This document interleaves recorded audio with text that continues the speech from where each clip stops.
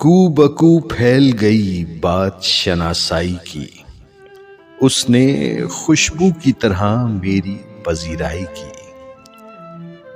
کیسے کہہ دوں کہ مجھے چھوڑ دیا ہے اس نے، بات تو سچ ہے مگر بات ہے رسوائی کی۔ وہ کہیں بھی گیا لوٹا تو میرے پاس آیا، بس یہی بات اچھی ہے میرے ہر جائی کی۔ تیرا پہلو تیرے دل کی طرح آباد رہے، تجھ پہ گزرے نہ قیامت شب تنہائی کی۔ اس نے جلتی ہوئی پیشانی پہ جب ہاتھ رکھا، روح تک آ گئی تاثیر مسیحائی کی۔ اب بھی برسات کی راتوں میں بدن ٹوٹتا ہے، جاگ اٹھتی ہے عجب خواہش انگڑائی کی۔